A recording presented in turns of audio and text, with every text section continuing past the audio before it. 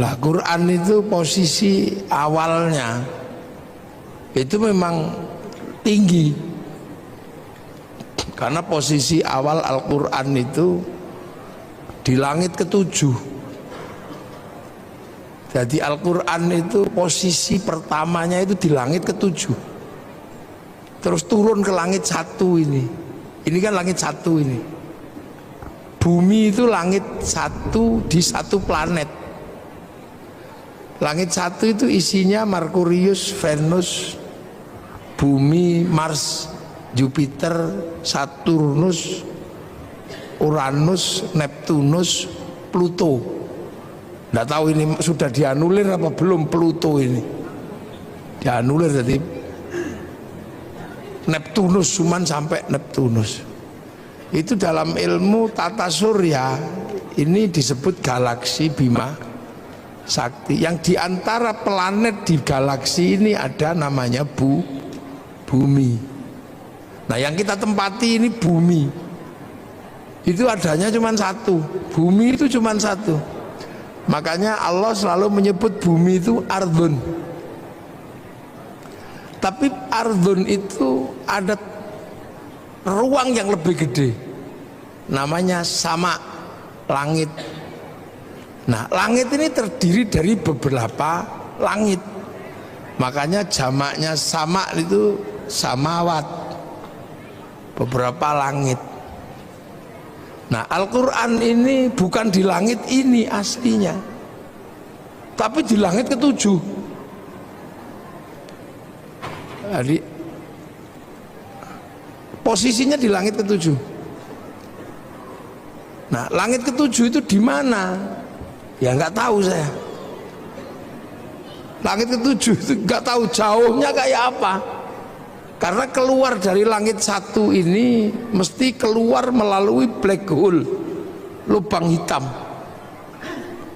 Nah lubang hitam itu Stephen Hawking aja nggak bisa bikin rumus di situ. Orang yang paling jago bikin rumus itu nggak ngerti caranya bikin rumus menembus black hole ini, lubang hitam.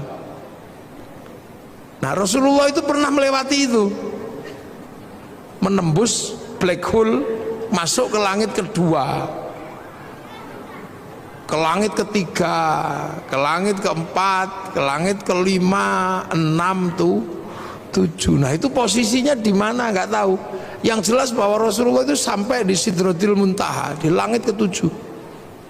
Nah di langit ketujuh itu ada cloud, kalau anak sekarang bilang itu ada cloud, ada pusat data. Jadi dunia ini ada pusat datanya, ada harddisk besar yang berisi tentang data-data apapun, blueprint dunia ini ada datanya. Nah data itu dijaga betul biar gak diretas, biar gak dihack. Siapa yang punya potensi untuk meretas itu? Iblis. Makanya dijaga. Nah karena itu sangat terjaga, cloud atau harddisk catatan-catatan dunia itu, maka itu disebut lauhil mahfud.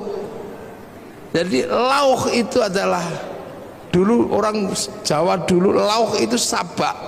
Sabak itu alat tulis. Jadi tempat untuk menulis itu lauh. Mahfud yang terjaga. Nah itu catatan semua ada di situ. Yang sebelumnya orang-orang dulu sebelum Islam menyebut, kalau orang Yahudi Nasrani menyebut itu namanya Tabut Sulaiman. Orang Yunani menyebut kotak Pandora. Nah orang Jepang menyebutnya kantong Doraemon. Pusat data itu. Jadi ini kita berbicara tentang pusat data. Nah Quran itu dari situ.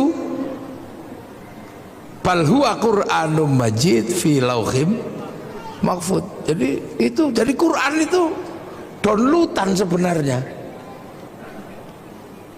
Yang download Rasulullah melalui proses sampai 15 tahun di Gua Hira, itu proses download. Makanya Quran itu turun itu seperti PDF. ada passwordnya. Nah passwordnya ya alif lam mim, kaf ha ya ain shad, alif lam ra, itu password sebenarnya. Makanya itulah yang disebut algoritma Al-Quran. Kalau anak sekarang mungkin menyebutnya coding. Jadi alif lam mim itu coding itu sebenarnya. Maka rumus membacanya beda. Rumus membacanya bukan pakai alif ba ta, tapi pakai abjadun hawazun. Ada ilmunya. Nanti kapan-kapan sampean datang ke Pondok Minggir, tak ajari cara baca codingnya itu. Kitabnya banyak, ada Al-Awfaq, kitabnya Imam Ghazali, yang oleh orang Indonesia disebut wafak atau rajah itu. Tiba-tiba ada huruf ain, ketemu mem, lam, terus tempel di pintu itu. Itu coding sebenarnya. Yang karena kita nggak bisa mencerna terus disebut bid'ah, disebut musyrik, karena kita nggak bisa mencerna. Karena itu coding. Makanya akhirnya kalau kita lihat huruf seperti itu di dalam Al-Quran, langsung kita sebut maknanya Allahu a'lamu bimuradi. Hanya Allah yang tahu maksudnya. Itu sesungguhnya coding. Jadi Quran ini downloadan kalau dalam bahasa anak sekarang. Nah manusia itu juga berasal dari situ. Jadi sebelum sampean di sini itu juga diregister di situ duluan. Jadi manusia sebelum fanfukhur ruh, sebelum roh itu tiup ke dunia ini, manusia itu juga diregister di situ, dicatat dulu di situ, di lauh itu, ditanya alastu birabbikum, kamu lupa nggak kalau nanti kamu tak turunkan ke sana itu, ke bumi yang jauh itu, kamu lupa nggak kalau aku ini Tuhanmu? Sampean semua pernah jawab di hadapan Allah, qalu bala syahidna, ya Allah, saya saksi bahwa engkau Allah. Ya sudah, akhirnya manusia juga diturunkan ke sini. Nah ketika manusia diturunkan ke sini, terus tiba-tiba ya sama menjadi makhluk bumi. Makanya Quran itu disebut petunjuk. Petunjuk buat siapa? Buat manusia. Ibaratnya Al-Quran, ibaratnya pabrik itu mengeluarkan TV, maka di situ juga ada buku petunjuk pemakaian TV, buku petunjuk pemakaian handphone, buku petunjuk pemakaian ini. Makanya Quran itu disebut hudan, disebut petunjuk. Untuk siapa? Lil muttaqin. Gitu. Nah, muttaqin ini. Makanya muttaqin itu yang pertama kali adalah alladzina yu'minuna bil ghaib. Jadi jangan salah. Jadi karena ini sebuah sistem di mana sistem ini tidak semuanya bisa dibuka oleh manusia, maka Quran itu sebelum ini jadi petunjuk dikasih coding dulu, alif lam mim. Loh, makanya muttaqin ini adalah orang-orang yang meyakini bahwa ada yang gaib. Karena apa? Ya karena nggak kelihatan.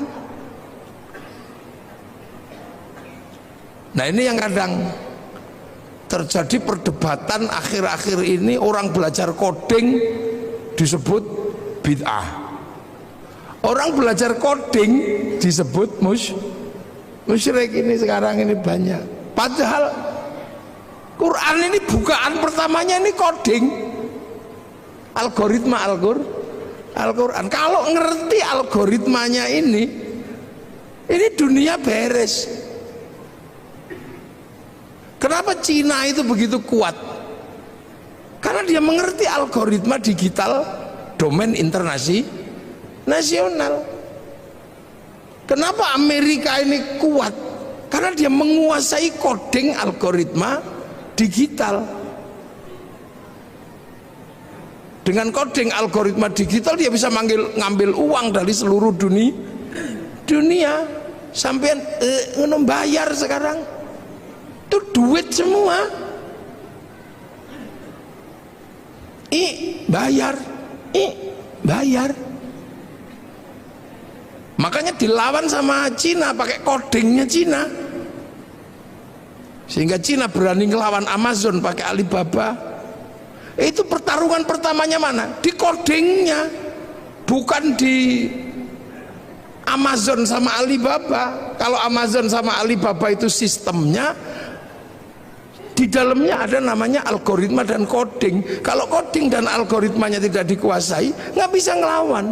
Bagaimana bisa ngelawan Facebook pakai QQ renden? Bagaimana bisa ngelawan WhatsApp pakai WeChat? Karena menguasai codingnya. Jangan dikira. Makanya logam dunia pun pakai coding. Sampai kalau pernah belajar kimia itu kan codingnya ada. Oksigen pakai coding. Maka orang kalau ngerti coding oksigen, dia bisa produksi oksigen. Samator kenapa kuat? Dia punya coding H2O nya, dia bisa bikin. Nah sampean nggak bisa bikin, ya keluar kentutnya doang.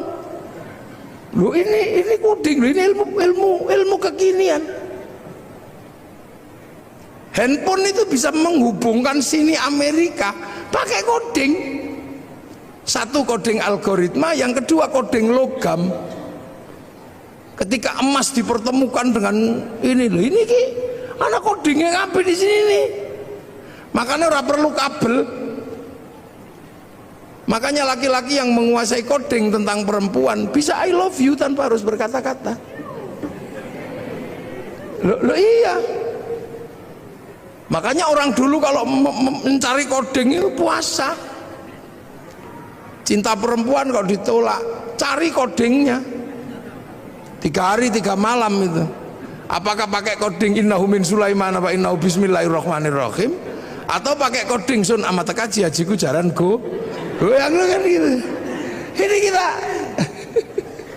ini yang sekarang jarang sekali dibahas. Kenapa ya sampean selalu marah-marah itu? Yahudi dia menguasai codingnya, mempertemukan coding api dan coding air menjadi mesin. Kita tahunya cuman pakai motor ngwes gitu, tapi kok bisa besi ketemu dengan platina, besi ketemu dengan pertamak, ketemu dengan pertalet. Nah, saya nggak bakas itunya, ngapain bakas itunya? Nah, itu bukan, saya nggak begitu, itu nggak, itu loh. Tuh. Jadi jangan dikira. Ini yang kadang hari ini kenapa kemudian kita ini terlambat. Al-Quran kita selalu baca sebagai print out. Maka ketika Al-Quran kita selalu baca sebagai print outnya, ya isinya hukum-hukum, petunjuk pemakaian. Tapi petunjuk pemakaian TV, kenapa TV bisa menyala? Itu ada codingnya di situ. Bagaimana gambar yang tidak kelihatan bisa diterima oleh TV yang lain? Itu coding. Logamnya masuk coding. Yang kebetulan ahli logam dunia itu adalah Nabi Daud, punya kitab namanya Zabur. Nah, kitab Zabur dan Nabi Daud itu masih dipegang oleh orang Yahudi. Makanya Yahudi yang menguasai coding logam dunia, dan hari ini dunia dikendalikan oleh logam. Maka wajar saja kalau Yahudi yang menguasai sistem teknologi dunia. Lu jangan dikira sampean ini coding semua di sini nih. Kok bisa besi so ngirim gambar gitu. Lah itu. Jadi sampean jangan dikira Facebook ketika dia menguasai codingnya, dia punya uang 200 triliun setiap bulan dari Asia Tenggara. Ayo, judi online ngeslot itu Itu yang pertama kali dilakukan bikin coding dan algoritma. Bukan bagaimana cara ngambil uang secara manual, pakai coding. Makanya ketika sampean mau dapat uang dari bank, ya pakai coding, passwordnya harus pas. Pakai coding orang ya duitnya nggak keluar, walaupun ATM-nya diproduksi sama oleh bank yang sama. Loh ini. Jadi kita ini sebenarnya ada satu titik ini. Manusia ini, kalau dokter menyelesaikan manusia itu pakai coding semua.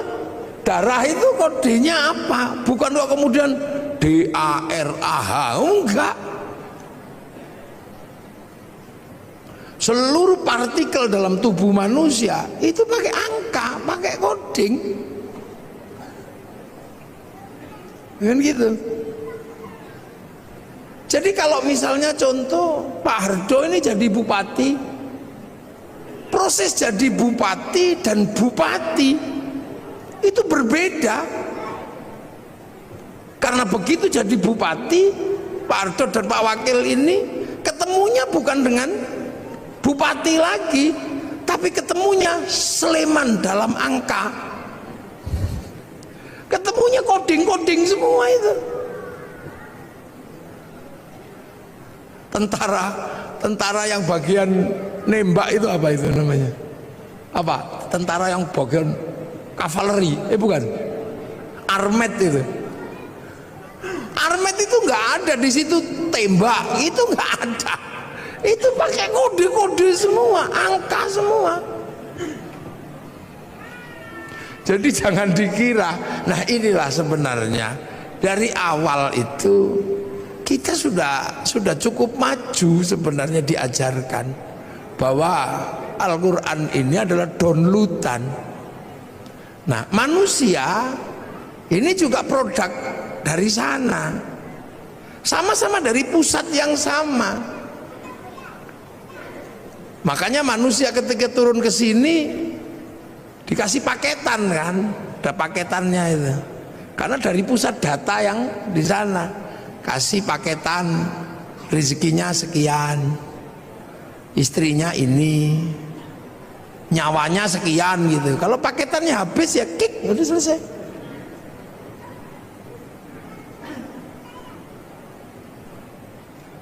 Gitu. Makanya pertama kali Quran itu Iqra. Bismi Rabbika, memperkenalkan sesuatu yang ada di luar manusia sebagai pemilik semesta. Jadi pemilik semesta, Ismu Rabbika, kamu baca atas nama Tuhanmu. Tuhan siapa? Belum. Ismu Rabbika itu siapa? Belum. Masih berbicara tentang Rob, bahwa ada penguasa semesta dan kamu ada di semesta itu. Alladzi kholaq, yang bikin kamu. Karena waktu itu manusia nggak ngerti. Taunya bahwa manusia itu ya hadir dengan sendirinya. Apalagi di Arab kan, yang waktu itu ya taunya yang bikin manusia itu ya lantaran patung, tapi yang bikin ya tetap bapaknya kan gitu. Kalau nggak dibikin ya nggak keluar. Itu dia nggak ngerti bahwa ada semesta Tuhan, itu nggak ngerti. Makanya manusia pertama kali diajarkan, kamu harus tahu bahwa ada realitas universal, realitas mutlak, kalau di luar realitas parsial seperti kamu. Kamu ini realitas parsial seperti realitas sapi, realitas ini. Tapi di balik itu semua ada yang mutlak. Nah itulah penguasa goib, pemilik goib itu. Yang kamu lihat karena kamu nggak kelihatan, atau yang kamu nanti akan lihat tapi hari ini belum kelihatan. Akhirat itu goib karena kamu belum nyampe sana, nanti kamu akan sampai. Sederhana itu aja, ya sudah kamu bawa, ada yang bikin. Yang kebetulan Rasulullah di Mekah. Karena orang Mekah waktu itu sudah nggak ngerti bahwa dunia dan seisinya itu ada pemiliknya. Karena Mekah itu lama ditinggal Nabi. Nabi terakhir di Mekah itu Nabi Ismail. Setelah Nabi Ismail pindah ke Filistin, orang Mekah nggak ngerti Nabi. Wis belas orang ngerti Nabi wong Mekah itu. Makanya disebut fatrah. Jadi nggak ngerti karena sudah lama ditinggal Nabi. Orang Sleman karena nggak pernah ditinggal kiai, ya tahu kiai. Makanya ketika kiai datang ya bupati aja nyambut. Karena Sleman tahu kiai. Karena nggak pernah kosong semenjak Islam datang ke sini, Sleman ini selalu terjaga, sehingga selalu ada kiainya. Maka generasi kesekian pun masih tahu kiai,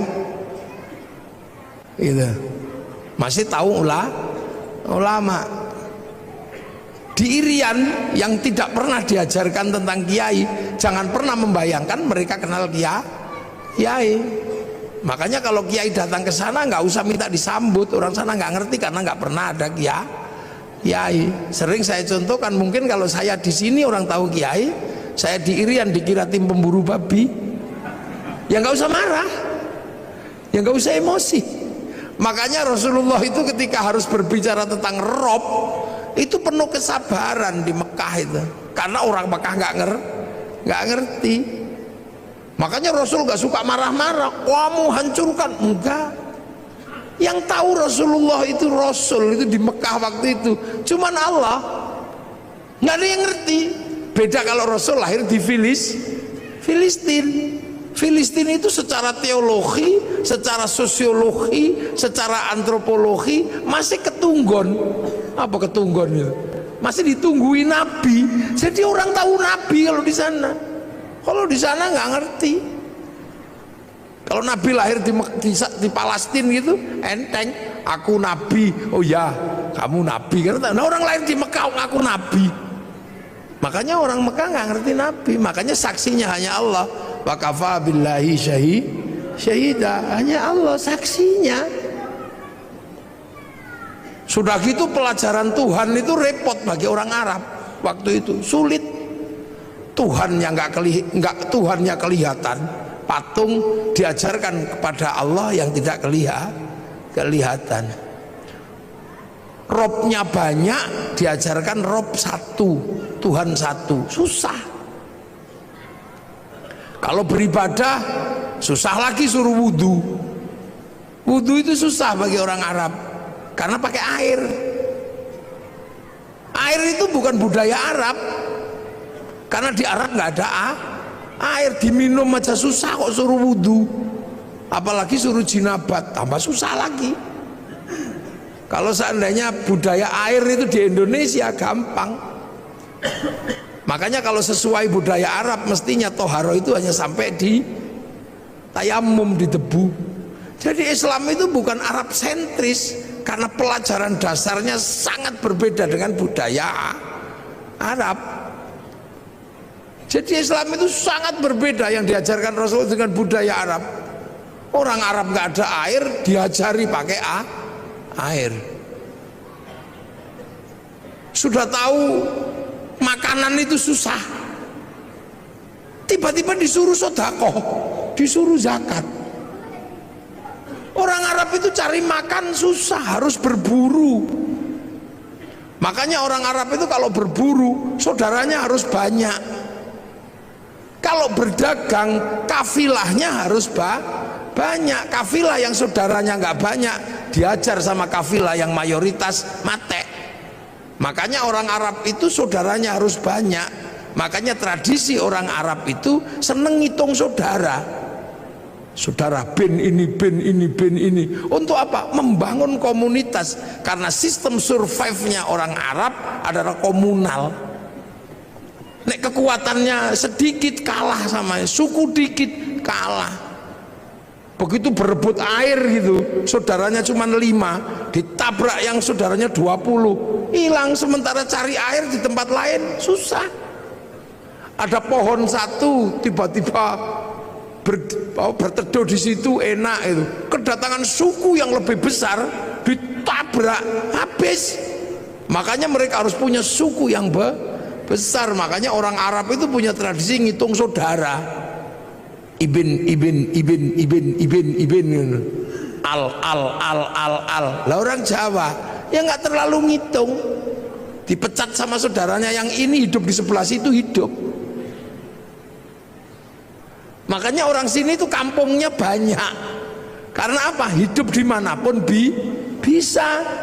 Di lereng Merapi ya hidup, di pojok minggir ya hidup, di mana aja hidup orang Jawa itu. Hidup sendiri itu hidup, berdua gitu sama istrinya. Hidup di mana? Hidup cari air nggak susah, cari makanan nggak susah. Di Arab nggak bisa. Begitu ada sumber makanan yang berebut di situ banyaknya luar biasa. Makanya orang Arab harus punya saudara banyak. Makanya sampai di sini pun kalau keturunan Arab selalu ibin gitu. Kalau di sini nyaman, nggak boleh ngambil air di situ, bikin sumur di sebelahnya, ada sumbernya. Makanya di sini desanya banyak. Orang Arab kota, karena untuk menguasai resources butuh saudara yang banyak. Nah itu makanya ketika makanan aja susah kok disuruh zakat, repot bagi orang sana. Apalagi suruh puasa, sudah tahu panas kayak gitu suruh puasa.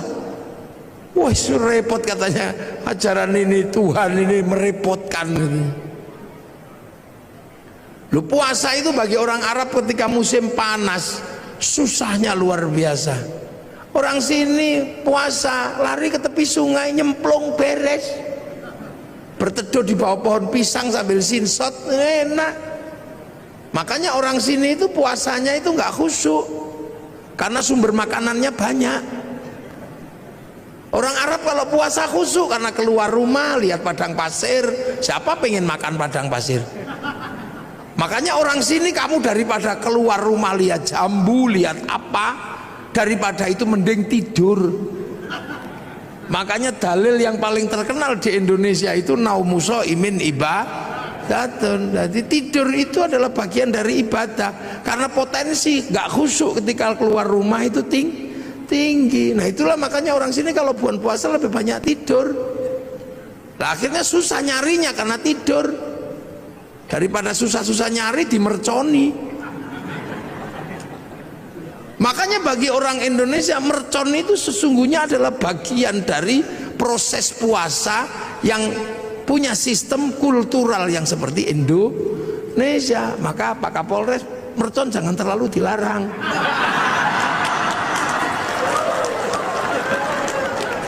Loh ya kan, ada bagi lo ini budaya masing-masing sama. Orang Arab itu kalau zuhur asar satu-satunya tempat yang besar itu masjid, dan senang berkerumun. Makanya setiap waktu sholat mengumpulkannya nggak susah. Nah orang sini di rumahnya nyaman, di sawahnya nyaman, sehingga waktu sholat lebih banyak tercecer di rumah, tercecer di sawah. Orang sana pasti langsung datang ke masjid. Karena apa? Pusat komunal itu masjid. Makanya kalau di sana Allahu Akbar sudah di dalam masjid. Wong sudah nunggu semenjak sebelum sholat. Lah di sini nyaman di sawahnya, nyaman di kebunnya, makani bebek. Ya maka nunggu masjid itu. Sambil nunggu Robana ya Robana, sambil nunggu karena nyaman di tempatnya masing-masing. Speakernya harus tinggi biar denger. Nanti datang satu malah rokokan depan masjid. Ya yang sabar. Makanya ada pujian tombo ati wong wis pegel nambah niatine dhewe ra kata. Ini menghasilkan sistem sosiologi agama. Antropologi agama itu muncul dari situ. Begitu udah nggak tahan karena terlalu lama, baru diuruki anjang jeru pandal teko. Ini sistem sosiologinya.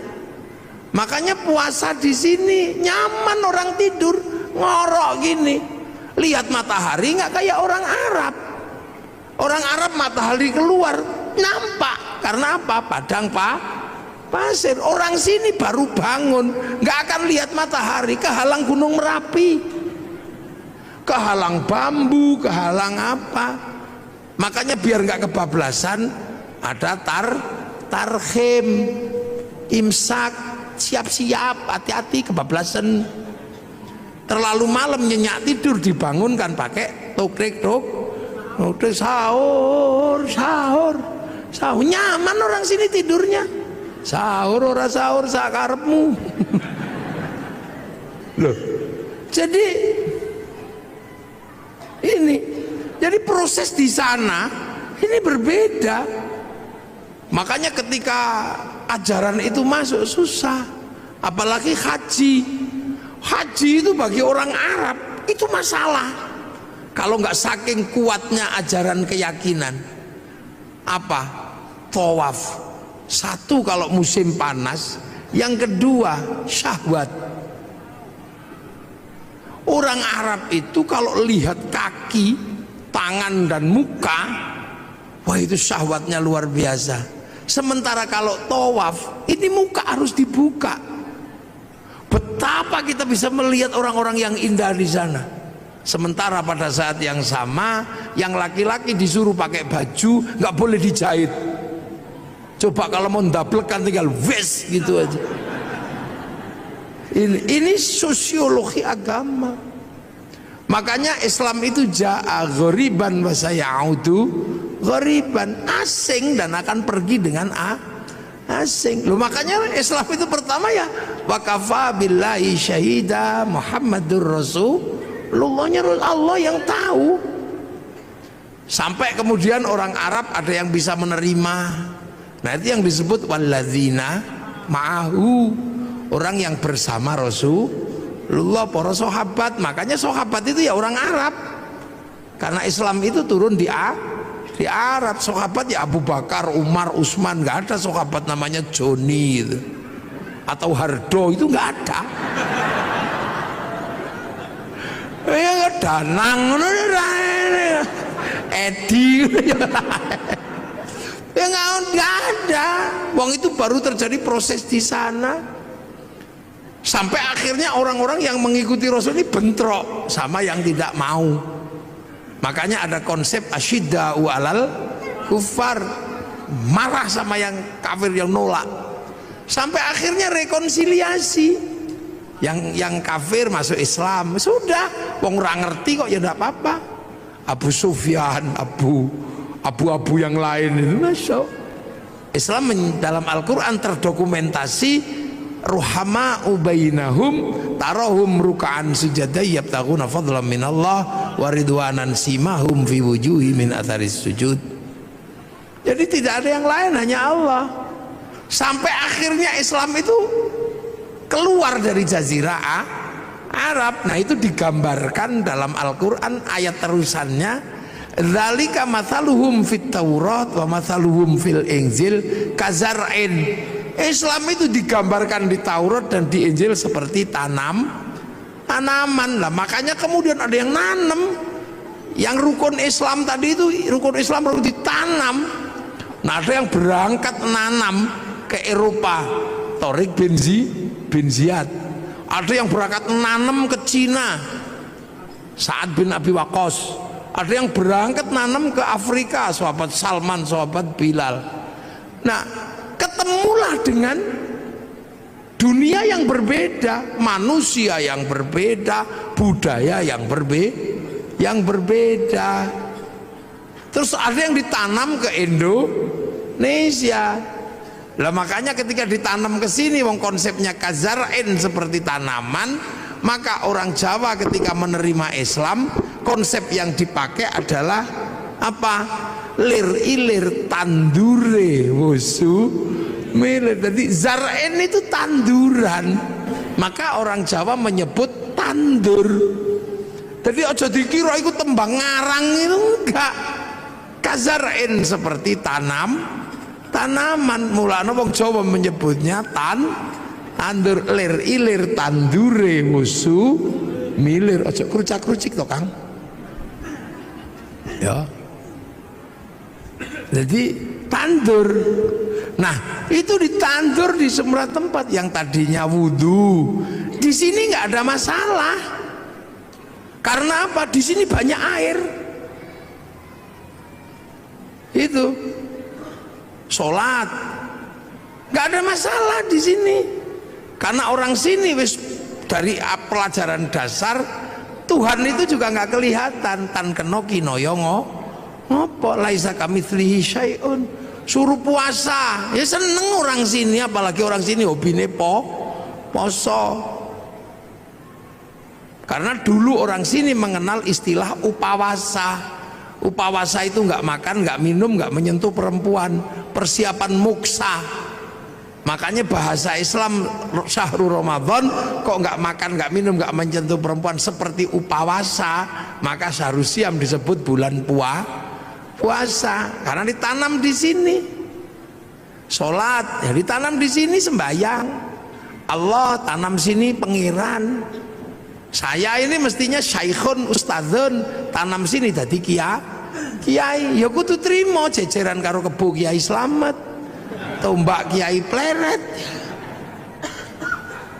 musola langgar Allah pangeran, malah ono sing ngarani sing ngecat Lombok. Ya itu biasa.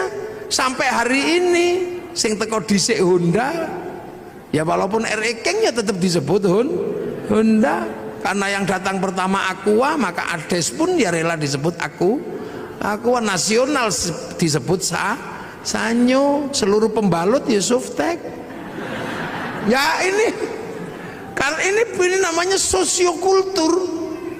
Jadi jangan dikira agama itu tidak, karena dipakai manusia punya budaya, punya pengetahuan. Ya kan, begitu ditanam di sini orang nggak boleh lagi ribut masalah jenggot. Karena apa? Manusia sini rasnya mongoloid. Ras mongoloid tidak punya jenggot. Kalau ras Semit, bangsa Arya punya jenggot. Makanya sahabat dan orang Arab sampai sekarang masih punya jenggot seperti Nabi, karena bangsanya sama. Maka jangan ribut di negeri dengan ras tidak berjenggot. Sampai sekarang di Arab bisa nyuntuh Rasul makan pakai 3 jari, bisa wong kurma. Lah tekan kene soto ya ndak bisa. Sampai sekarang di sana jubahan masih bisa, karena kultur dan geografinya masih sama. Orang sini pakai jubah ya nggak bisa nanam padi. Makanya jubah baju syar'i dipotong. Potongan baju syar'i namanya syar'un. Orang sini nggak punya huruf ain, punyanya monggo botongo, maka syar'un jadi sarung, saruan jadi sarungan. Maka orang sini nggak perlu ribut masalah katok cingkrang, karena fleksibel. Sampai nek pengen cingkrang lindingen sing rodok dhuwur, nek pengen medun plotrokno beres. Makanya sarung itu adalah titik kompromi antar isbal. Lho mangkano enak di sarungan karo kathok. Nek kathok ra iso medun, ra iso munggah. Nek sarung iki plotrokno iso cincik sampai pas dengkul ya iso. Lho, ini titik-titik kompromi. Lho jangan dikira. Makanya ketika Quran dibaca di sana ya masih bisa. Zaman sahabat ya masih bisa baca Quran, wong muridnya Nabi. Tabiin ketika yang jauh dari Arab nggak bisa baca Quran, yang lungkek-lungkek kayak cacing itu nggak bisa. Makanya terus tahun 65 Hijriah Quran itu dikasih titik-titik. Itu anyar itu. Nun ada 1 titik di atas, ba ada di bawah, tak 2. Itu zaman Abul Aswad Ad-Du'ali tahun 65 Hijriah. Disebar lagi bangsanya beda, titik-titik gak cukup, dikarokati fathah kasroh dhamma.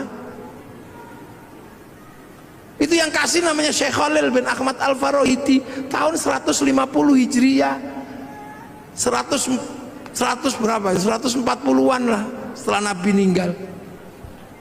Dibaca orang yang berbeda suku lagi, nggak bisa, lidahnya beda. Orang Jawa alhamdu ya alkamdu, nggak punya hak punyanya Hono Coroko. Robbil alamin, robbil ngalamin, wudu wulu,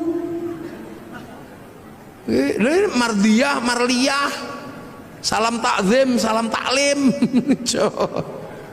Itu ada wadduha, keluarnya wadduhai, itu mereka lekanui ini ya ada. Sekarang ini ada bangsa Sundonan alladzina alladzina. Lah ini kan harus ditemukan jalan keluarnya. Penelitian tahun 200-an Hijriah namanya Abu Ubay Qasim bin Salam, hasil penelitiannya dibukukan dalam ilmu At-Tajwid fi Qiraatil Quran. Loh, jadi ojo sampean bayang no, Islam itu di sana sampai ke sini nih butuh perjuangan karena ketemu bangsa yang berbeda, ditanam di tempat yang berbeda. Prinsipnya cuma satu, tumbuh enggak tanaman ini. Akhraja syat'ahu fa'azarahu fastaghladhu fastawa ala suqi yu'jibu zurra' al-yaghidhu bimul kufar. Tanaman ini tumbuh enggak? Sampai kemudian ketika dibawa ke pasar ini menjadi mendominasi apa enggak, dominan atau tidak di pasar agama ini. Makanya pakai bahasa suk. Nah hari ini ketika Islam ini ditanam di sini, tumbuh, berkembang, dan di pasar internasional kita paling banyak. Mau haji paling banyak orang Indonesia. Berbicara sholat paling banyak orang Indonesia. Orang hafal Quran orang Indonesia. Setiap kiroah juaranya dari Indonesia. Masjid paling banyak Indonesia. Jadi ketika berbicara konsep agama Islam dan pertumbuhannya, yang ditanam di Eropa macet, yang ditanam di Afrika ya segitu-gitu aja, yang ditanam di Cina juga nggak tumbuh, tapi yang ditanam di sini tumbuh subur menjadi dominasi pasar dunia. Loh kok gitu, ada yang mengatakan Islam terbaik ada di mana? Ya di sini. Ya di sini. Makanya saya kalau mau belajar identifikasi agamanya nggak usah jauh-jauh. Karena identifikasi agamanya jauh-jauh akhirnya ribut di masalah simbolik, ributnya di jenggot. Jenggot ini bukan masalah prinsip karena ini masalah perbedaan bangsa. Kok tiba-tiba di sini ribut masalah jenggot? Kalau ribut masalah jenggot ya di Afghanistan sana yang bangsanya masih jenggotan semua. Tiba-tiba di sini kok ribut masalah pujian. Tiba-tiba di sini ribut masalah gedek-gedek di zikir. Ya orang sana bahasa Arab paham, meskipun diem begini ngerti caranya zikir. Kalau orang sini nggak bunyi, simbah-simbah itu loh nggak bisa ngerungokno zikir apa, main ketop-ketop ngendak. Muni apa mbah ngono. Terus meneng ini ya turu. Ini problem sosiologi agama, antropologi. Jadi akhirnya Islam sekarang ini berdebat terhadap sesuatu yang sebenarnya sudah lewat. Udah lewat masanya. Coba sampai delok persoalan tumpeng. Persoalan tumpeng aja ribut. Loh ini kan persoalan makanan. Sampai nggak ribut orang Arab ingkunge iki onto. Napa sampean ribut ingkung pitik? Wong Yaman ingkunge wedhus. Sama ndelok itu Raja Salman kalau menyambut tamunya makan bersama, ingkunge unta, Pak. Lengkene wedhus sing 20.000, pitik sing 20.000 sampean ribut. Soalnya nopo? Nek wedhus larang, makanya di sini cukup pitik, murah, ndoke akeh. Kita akhirnya kan ribut masalah sesuatu yang sebenarnya udah nggak perlu diributkan. Ribut masalah ngadep kiblat, fawalli wajhaka syatrul masjidil haram, ngarah-arah tok lho. Lapo sampean ribut pokoke anggere madhep rono ngene, Allah akbar, wis ini wajhatu wajhiya. Wong pancene ado, sinyale kadang ilang.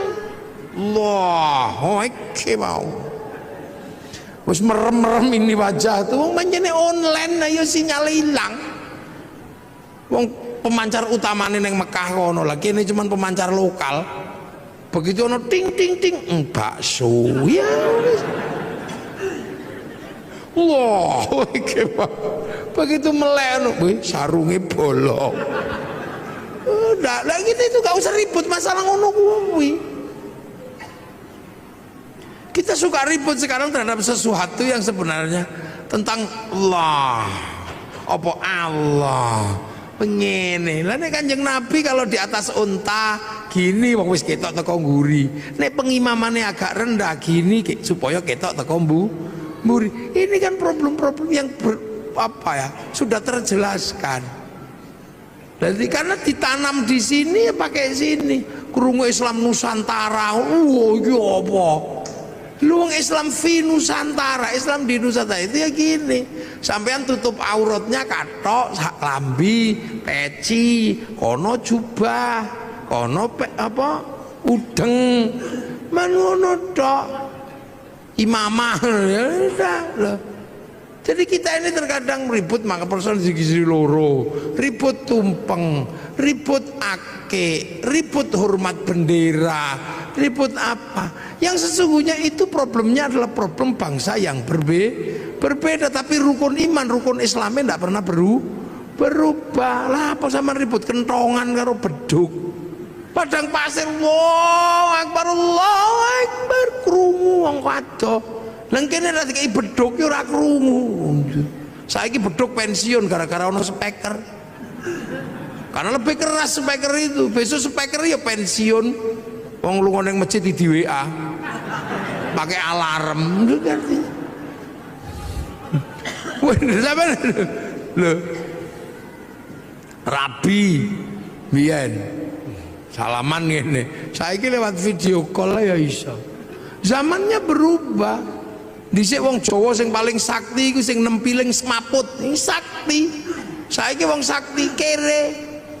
Sak tempilingan 7 juta. Tanya Pak Kapolres sekarang, kalau tidak percaya praktek no.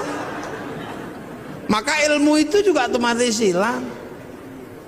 Dhisik orang sakti itu ketika ngelirik wong wedok I love you, poso pitung dino pitung bengi. Saiki lho urung poso, kelewatan Avanza, wis I love you. Cinta tumbuh bersama Avanza. Jadi loh, ini problem-problem yang berubah.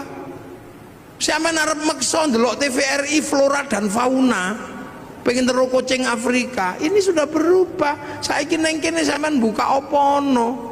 Ora perlu ngenteni sedina terus dinteni wis mertune Pak Harmoko, ngono ndak perlu. Jadi bupati pun harus begitu. Kita ini bangsa. Makanya sekarang Sleman lagi masalah sepak bola itu. Lah ya, Pak Bupati harus tahu sepak bola ini rasa ngoyo. Sepak bola itu punya bangsa yang berbeda. Wong Eropa ini gede-gede dhuwur-dhuwur. Lapangane podo, aturane sama. Lah wong kene cilik-cilik nglawan Eropa, ya ora bakal menang. Lah nggih. Akhirnya agar imbang naturalisasi. Loh, basket, ya nggak usah kita ngejar terlalu terhadap basket. Menang karo NBA, ya mokal. Wong kono 2 meter seprapat, nah kene mung 170. Kene mencolot nggak yo kena udel. Ya coba. Ya maka Sleman ini yang menggalakkan olahraga yang mungkin bentek, mungkin. Lu sekarang sepak bola itu kalau nggak naturalisasi, ya mesti kalah. Wong-wong cilik peli ngono gini kalah.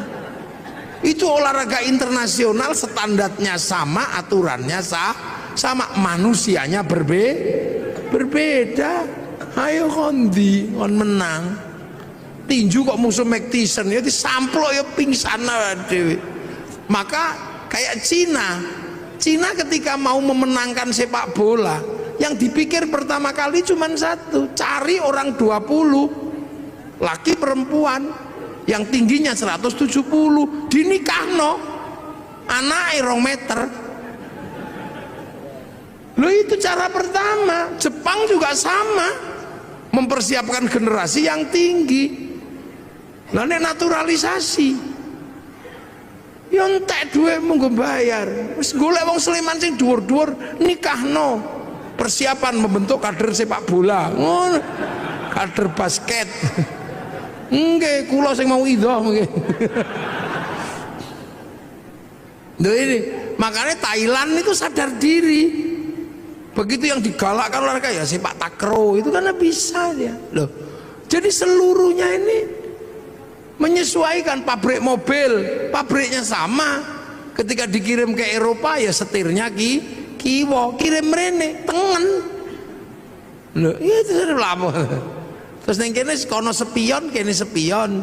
Sana sepion adalah untuk melihat belakang, sini sepion untuk takon. Sepi rayon, sepi. Jadi sampai jangan bayangkan Rasulullah makannya ya kurma, maka zakatnya juga kurma. Sini makanannya padi, fitrahnya juga padi. Kurban sana unta, sampai sekarang masih bisa kurban unta. Di sini maksa kurban unta, cekel polisi. Nyolong untane kebun binatang lagi. Biro lo kono. Loh, ini jadi ini sebenarnya sudah. Nah, yang perlu dipahami ulang adalah bagaimana Al-Quran ini menyelesaikan problem yang sudah terbuka, yang dulu dibuka oleh para ulama terkait algoritmanya. Siapa ini yang akan ngurus? Kalau print outnya udah semuanya anu lah, banyak yang hafal lah, penghafal terbanyak, tapi memahami codingnya ini. Karena manusia sama-sama dari sana, Quran dari sana. Makanya manusia itu bisa dikirimi Quran.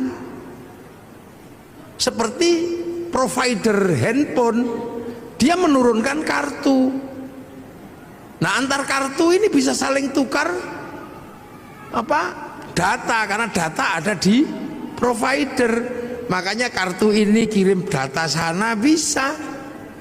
Tergantung kita mau paketan apa. Yang penting punya wifi. Nek tidak punya wifi ya cari wifi gratisan. .co.id. Sama manusia ini juga bisa kirim Al-Quran, kirim Fatihah, kirim apa. Yang penting ketika kirim punya wifi. Kalau nggak punya wifi cari wifi gratisan. Wifi-nya siapa? Wifi-nya Nabi, wifi-nya wali. Namanya tawassul. Nah, kenapa Nabi Wali paketannya gede? Karena download. Nabi Wali itu download. Qalu rabbuna Allah tsumastaqamu tatanazzalu alaihimul malaika alla takhafu wala takzanu. 3 tahun ya Allah ya Allah ya Allah ya Allah. Ono sing 3 tahun Sunan Kalijogo. Syekh Abdul Qadir 25 tahun ya Allah ya Allah ya Allah. Download, maka wali-wali itu paketannya besar. Makanya bisa mengerti hati orang karena bisa meretas. Wali-wali mau macam-macam zaman-zaman dihack karo para wali, sampean paketannya gede, wong download. Nah, sampean kalau diajak download langsung tidur. Ya Allah ya Allah ya Allah ya Allah. Ya Allah ya. Alayo gringgingan. Loh, ini kita ngomongin Al-Qur'an.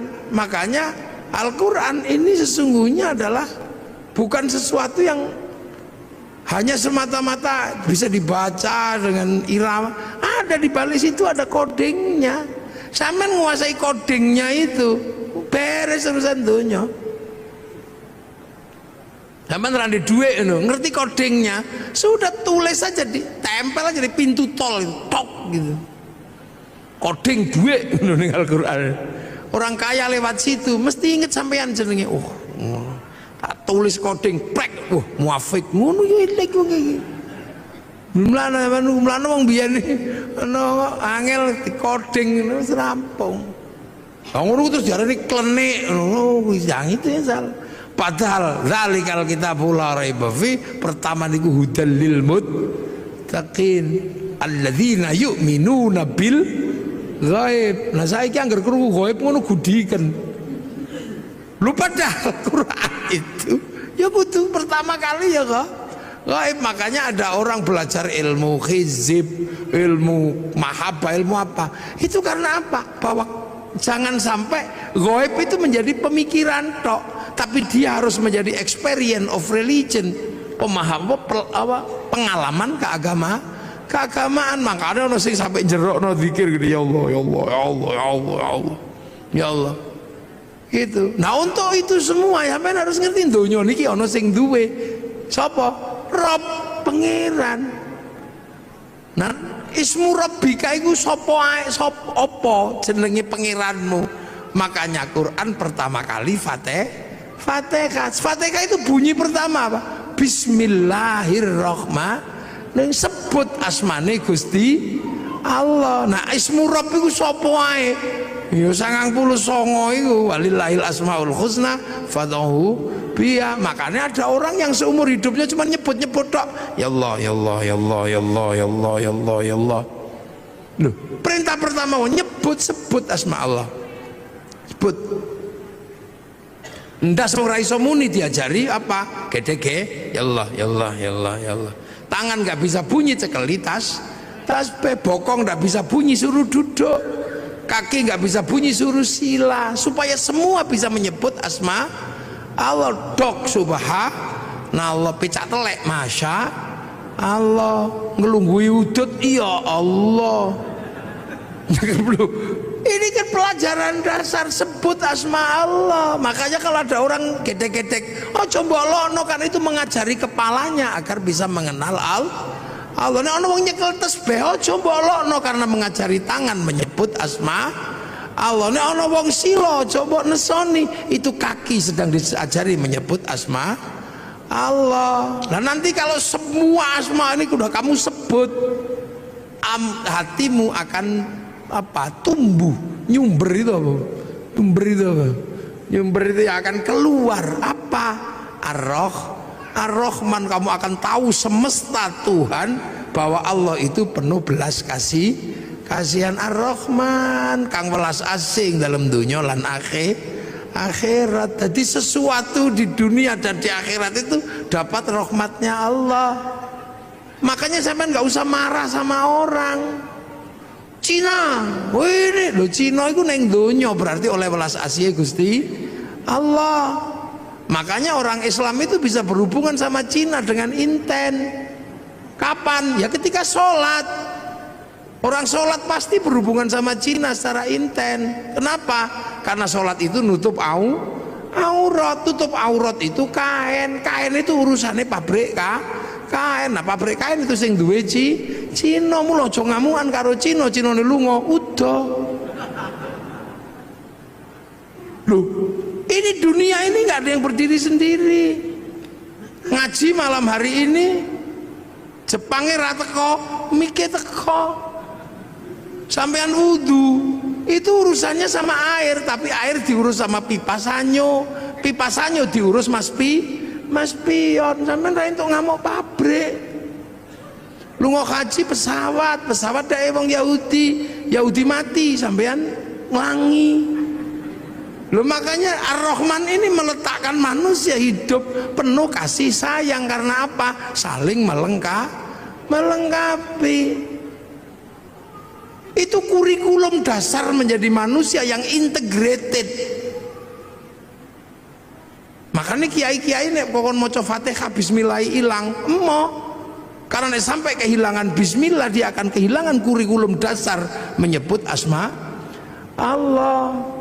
Mulane wong nek maca Fatihah kok bismillah ilang, dia nggak punya kurikulum dasar menyebut Allah.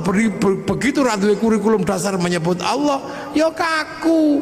Makanya wong nek maca Fatihah bismillah ilang, keras. Dikit-dikit marah. Nah ini di sini ini sebenarnya adalah pembelajaran dasar. Nah, hal-hal seperti ini kadang tidak disampaikan. Karena apa? Ini butuh konsekuensi logis. Konsekuensinya apa? Harus ada laboratorium Al-Quran misalnya. Depak Sleman harus membuat laboratorium untuk belajar coding Al-Quran, itu Depak harus tanggung jawab. Kalau Depak tanggung jawab ya bupati harus biayai.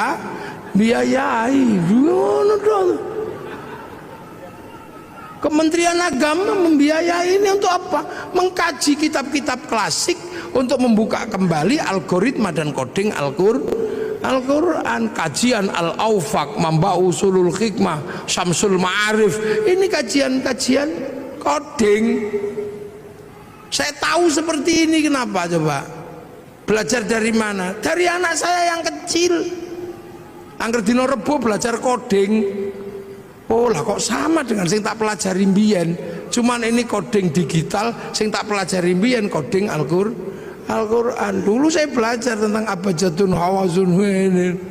Ono wedhus wangel di kongkon manak templeki mbek ngono rong dina meteng. Lha iku nek wong tau mono ngerti. Wong ra manak-manak ngono dikai coding wetenge templeki pluk ngono-ngono. Oleh rong wulan ngono wis mandeg. Lha iku mbiyen makane kan ada raja-raja itu coding sebenarnya. Oh begitu delok lho kok padha karo sing diajari anakku cilik belajar coding ini sama. Cuman itu coding ABCD, kita coding Arab. Lah itulah makanya Indonesia ini nyimpen data besar juga nggak bisa karena coding kita nggak punya, huruf kita menggunakan huruf ABCD. Cina bisa karena codingnya huruf dia. Makanya ketahanan digital kita nggak pernah bisa karena apa? Coding huruf kita menggunakan huruf ABCD, huruf Eropa. Coba disepakati coding kita huruf Jawa gitu misalnya. Terus pas bel gedes ngono kira-kira. Tapi untuk kebutuhan itu butuh laboratorium besar.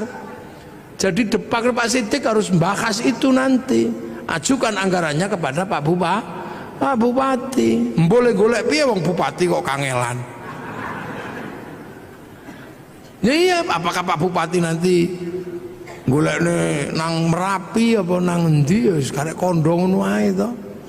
Untuk bikin laboratorium bagaimana belajar coding Al-Quran. Wong kitabe ono kok. Jadi ojo MTQ tok sing diurus itu, codingnya juga harus diurus itu. Algoritmanya itu mesti diurus.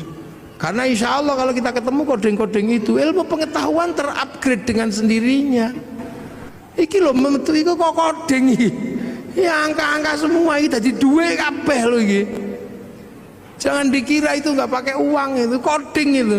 Jadi video, jadi apa? Nggak coding Kang. Nggak gitu. Ya bahwa wujudnya itu ujungnya apa? Penguasaan dan dominasi. Nah kalau sudah penguasaan dan dominasi bisa intervensi, bisa menjadi sebuah agama yang kuat, bangsa yang kuat. Artinya apa? Bisa produksi. Nah bangsa itu kalau sudah bisa produksi, kekuatan bangsanya terjaga. Kenapa Jepang nyaman? Bisa produksi. Dodol handphone batine piro untuk menghidupi rakyatnya. Jadi urung sampai ngelola sumber daya alam, duit dari jualan iPhone cukup untuk menghidupi bangsanya. Jualan tank cukup untuk menghidupi bangsanya. Korea negara kecil itu loh bisa menghidupi bangsanya dari dodolan lagu jenenge BTS. Loh, saya ini generasi zaman all ya. Masih ingat betul bahwa tahun 91 kalau nggak 92 itu konser terbesar di dunia itu Metallica di Moskow. Terjual tiketnya 6 juta tiket. Itu sampai sekarang belum pernah terbayangkan akan terkalahkan. Begitu Covid diajar karo BTS kalah. Sekali konser itu berapa? 100 juta orang yang nonton. Itu daring. Seminggu 4 kali, sebulan 16 kali. Tak hitung dalam waktu 1 tahun pemasukan dari BTS untuk Korea 2.500 triliun. Total ceng ngono tok. Amerika dapat pemasukan dari Facebook dan dari WhatsApp itu. Bayar, ngono bayar. Paling tidak per bulan 200 triliun. Nang sampeyan dodol apa? Geblek. Loh, ini penguasaan dunia jadi aja mbok kira dunia ini Sampean selalu membayangkan APBD, APBN, tapi sektor informal yang dunia sudah bergerak nggak tergarap. Sampean malah mikir gawe biro umroh. Jadi sektornya tetap sektor manual, yang hitungannya hitungan analog, bukan hitungan digital. Pernah enggak terus tiba-tiba kaum muslimin ini berpikir sholat Jumat digital, online, malah tadi masalah. Imam yang Surabaya, makmum yang Semarang. Maka Pak Ardo jadi bupati juga mesti mikirin yang itu, mangke Pak Ardo. Nggih, aja kok mikire pajak pasir, ora oke. Anak Sleman yang pinter-pinter kumpulin semua. Wong Sleman ini gudangnya wong pinter. Kampus UGM, UPN, UIKIP jadiin satu IAIN, wis ngono mbakaso. Mungkin nggak bertarung di dunia digital, pakai coding ngopo iso. Loh, ini penguasaan itu. Sampai nojo bayangno. Makanya negara-negara yang bangkrut itu negara apa? Yang nggak bisa ngerespon. Coba saiki meng dodol BTS ceng ngono setahun sakmono. Ya itu sistem. Gojek iso ngalahno Bluebird yang armadane triliunan, meng nganggo coding laptop loro tok. Sampeyan bayangno Bukalapak bisa mengalahkan apa di bursa ngalahno gudang garam sama Jarum itu. Memang Bukalapak butuh laptop loro. Nah ini, Al-Quran itu punya coding-coding seperti ini. Ayo kapan Sleman gawe laboratorium? Apa digawe ning Pemkap, apa digawe ning pondok ra apa-apa. Lumayan aku oleh. Nah nang gawe ning Pemkap ya enggak apa-apa, cuman kan pembiayaannya terlalu gede. Karena kalau di Pemkap itu sing biayai bupati, jadi mesti hitungannya wah rada gede. Nah nek ning pondok kan gratisan. Loh, tapi memang harus ada laboratorium itu. Hitung nanti kita bisa kita uji dengan teknologi digital antar frekuensi itu apa sih? Apa ini antar frekuensi? Kita buka ini fikulubi marodun itu apa kodingnya? Nanti kalau kodingnya ketemu alat ini untuk menghilangkan orang sakit hati. Orang yang aromaterapi yang mampu menghilangkan sakit hati. Lu ini berarti agama ini sebenarnya sesuatu yang sangat luas dan masa depan.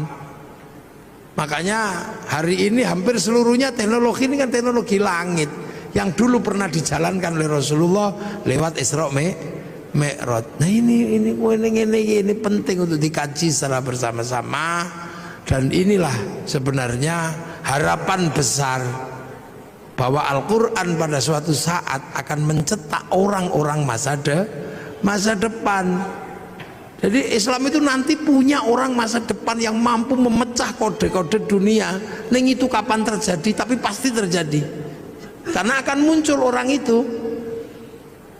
Siapa? Ya orang yang bisa mecah kodingnya langit dan bumi. Karena itu nanti ada orang itu ada nanti. Ini saya kira tumbuh kapan? Karena orang itu sudah disebut di dalam Al-Quran bahwa nanti pada suatu saat akan ada orang yang mampu memecah koding-koding dunia ini.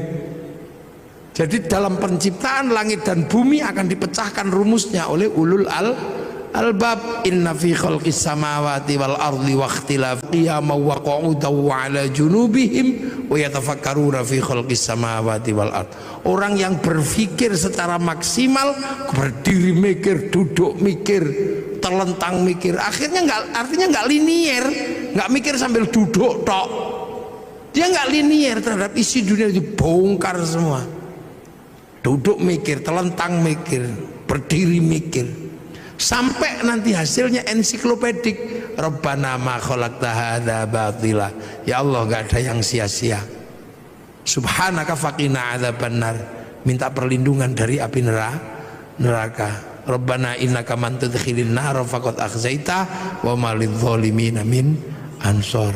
Rabbana innana sami'na munadiyan yunadi lil iman an aminu bi rabbikum fa amanna rabbana faghfir lana dzunubana wa kaffir 'anna sayyi'atina wa tawaffana ma'al abrar rabbana wa atina ma wa'adtana ala rusulika wa la tukhzina yaumal qiyamah innaka la tukhliful mi'ad. Ini orang-orang masa depan.